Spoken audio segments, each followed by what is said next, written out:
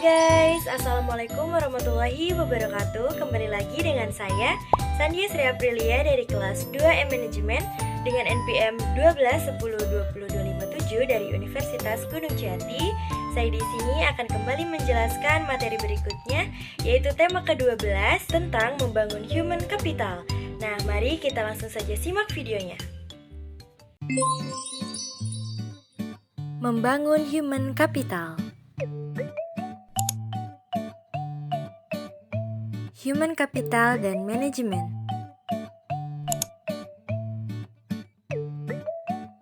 Yang pertama ada SDM atau sumber daya manusia. Sejarah peradaban manusia membuktikan bahwa manusia mampu menciptakan jauh lebih banyak informasi dari yang diserap oleh manusia itu sendiri, dan dapat mempercepat perubahan jauh lebih cepat dari manusia yang mengikutinya.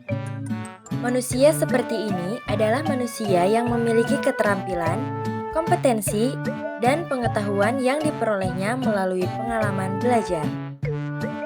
Yang kedua, sumber daya manusia unggul.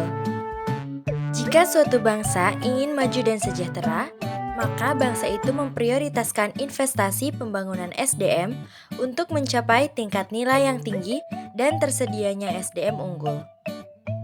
Penekanan nilai ini membantu manusia lebih kreatif, produktif, dan mampu menyelesaikan masalah yang dihadapi dan bekerja keras dengan komitmen dan dedikasi tinggi didukung dengan integritas tinggi.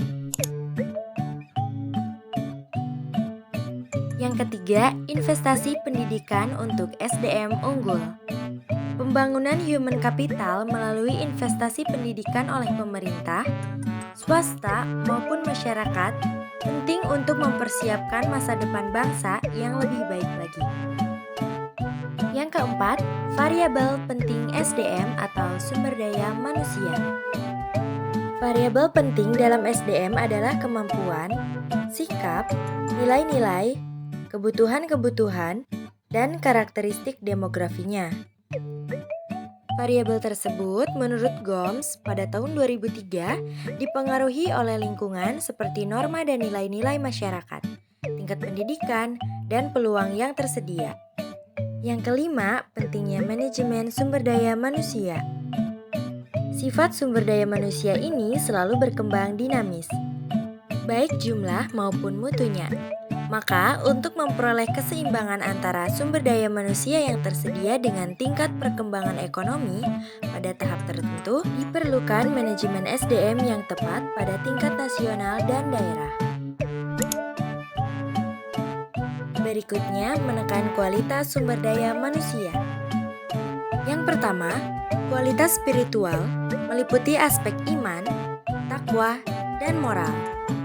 Yang kedua, kualitas masyarakat dan berbangsa termasuk kesetiakawanan sosial, rasa tanggung jawab, dan disiplin sosial. Yang ketiga, kualitas kekaryaan yang meliputi faktor pribadi, faktor lingkungan, dan faktor luar organisasi. Nah, faktor pribadi yaitu kecerdasan, pengetahuan, keterampilan, dan mandiri. Faktor lingkungan dalam organisasi seperti situasi kerja dan kepemimpinan. Faktor luar organisasi seperti memahami nilai-nilai sosial dan ekonomi. Yang terakhir, kebutuhan sumber daya manusia di Indonesia.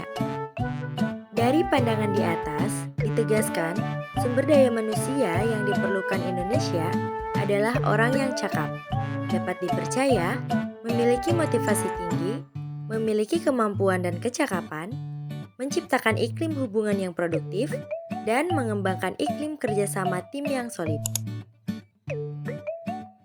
Selanjutnya yaitu human capital dan manajemen SDM. Secara harfiah, pengertian modal manusia adalah pengetahuan, keahlian, kemampuan, dan keterampilan yang menjadikan manusia sebagai modal atau aset suatu bangsa. Human Capital Management oleh Gaspers pada tahun 2012 dikenal juga sebagai manajemen talenta, yaitu suatu sumber daya manusia yang terkait dengan proses pengembangan sumber daya manusia dan memperkuat kedudukannya dalam suatu lembaga, memelihara dan mengembangkan sumber daya manusia, dan menarik sebanyak mungkin sumber daya manusia yang memiliki kompetensi, komitmen, dan karakter agar organisasi menjadi lebih berkualitas. Dalam menyiapkan sumber daya manusia yang berkualitas, manajer dalam seluruh hierarki organisasi bertindak sebagai perencana, pengorganisasi, pengarah, pemotivasi, dan pengendali. Pada dasarnya, organisasi memiliki ketergantungan dengan sumber daya manusia yang ada dalam organisasi untuk menggerakkan organisasi, memenangkan persaingan, dan mencapai tujuan melalui proses dan mekanisme manajemen yang benar. Dalam human capital, manajemen sumber daya manusia adalah penggunaan dan pengaplikasian fungsi-fungsi manajemen yang memfokuskan perhatiannya pada pengelolaan dan pengaturan perencanaan sumber daya manusia dalam suatu organisasi. Berikutnya yaitu human capital dan investasi pembangunan sumber daya manusia. Yang pertama, investasi sumber daya manusia.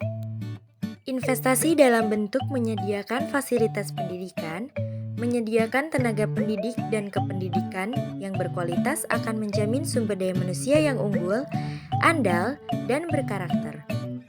Yang kedua, standar kualitas. Kualitas produktivitas memenuhi standar apabila sumber daya manusia mendapatkan pengalaman belajar dan latihan yang cukup untuk penguasaan ilmu pengetahuan dan keterampilan sesuai bidang peminatannya. Yang ketiga, konsep human capital. Konsep human capital berkaitan dengan fakta bahwa pada dasarnya manusia akan menanamkan investasi dalam dirinya melalui pendidikan, pelatihan, dan aktivitas lain yang akan meningkatkan pendapatan mereka di masa depan melalui peningkatan penghasilan seumur hidup. Dan yang terakhir, penempatan sumber daya manusia.